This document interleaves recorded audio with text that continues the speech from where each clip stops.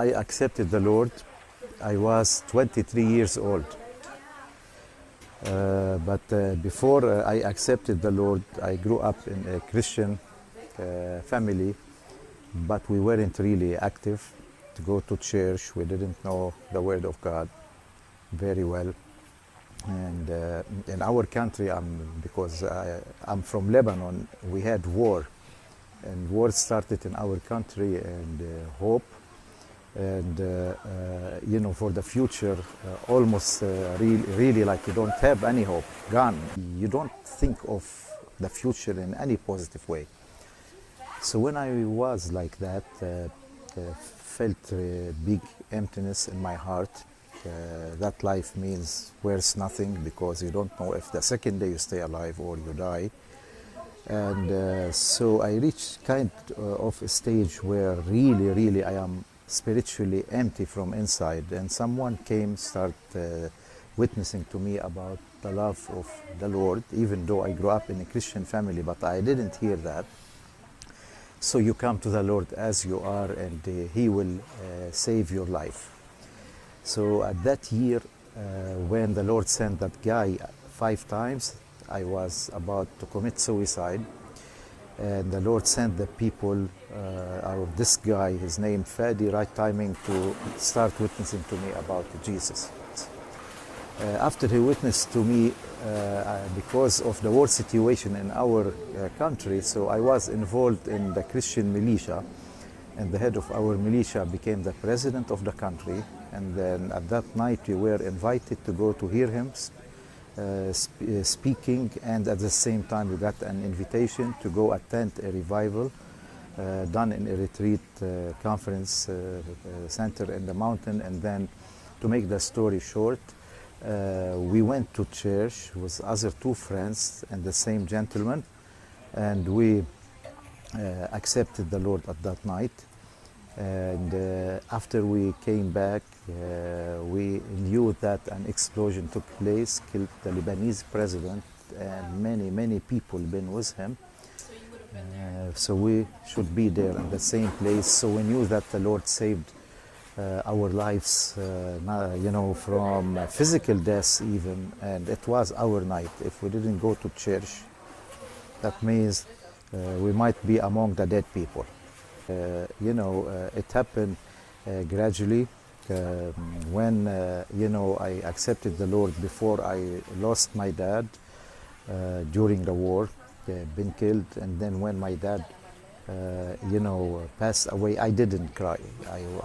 My emotions really, very strong, and I didn't cry, and I said, I am going to fight for his, for his sake, and I didn't cry.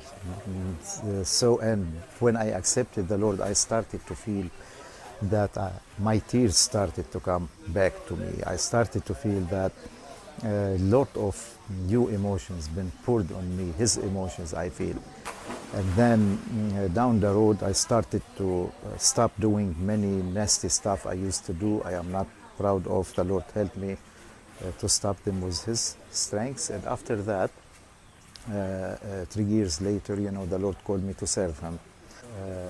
Since 84, when the Lord called me to serve Him, I heard His voice about He is going to do a mighty revival in the Middle East area. And at that time we had a civil war in our country. It's impossible to be able to accept that idea at all. And then I still remember I did like Gideon. I started to put signs, and I said to the Lord, if you give me those signs, I believe you. You don't give me those signs, I will not believe you. And believe it or not, the Lord had to deal with me. And He gave me almost every sign I asked for, just to encourage my faith, because I was really have little faith at that time.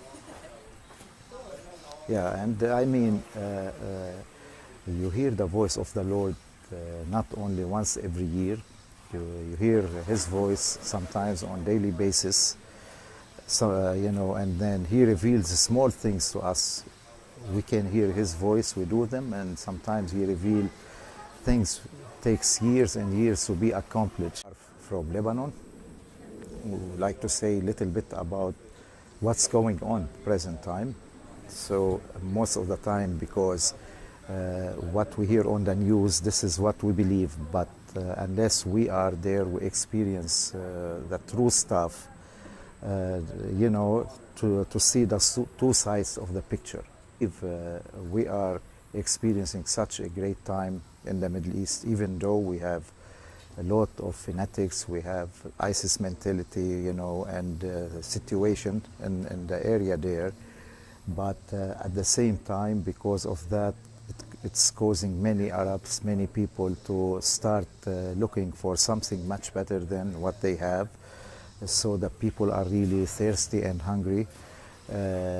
Refugees from different background comes, you know, to Lebanon and sometimes to different, you know, Arab countries seeking a more peaceful place. And then it's a great time to stand on their side, to meet them and to let them know that the Christians really love them. They started to understand the concept that Christians, they are not their enemies. Many of those refugees coming to know the Lord, they come with tears, and the best thing to see in them when you know, they come, they don't afford to go to see a doctor. They come, they ask you, pray for me to be healed from this sickness, and then I pray with people. I don't have faith, but the Lord honors their faith, and then you see them healed. You see them, you know, the Lord answered their requests. Some people will be saying, my son in prison, I don't hear anything about him, arrested. You know, we want to pray for that issue to be solved, to hear something or stuff, and many times, like 2-3 days, you will see the person you prayed for free. Don't take what you see on the news as this is, you know, the right thing to judge what the Lord is doing.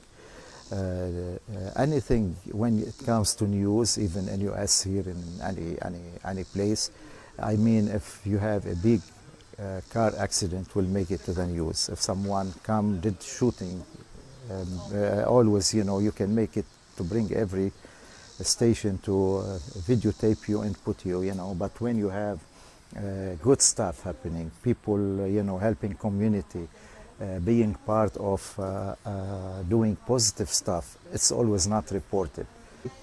And don't be afraid to go there to share the love of the Lord with the people over there, because they need you.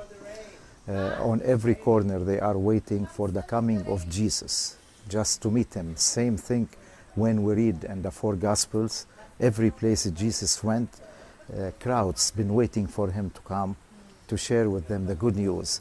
So it's the same way. The book of Acts is still open, and we're walking in every street of it now. So it's nice to be or to experience what the Lord wants you to do, to let you experience all those lovely moments. And God bless.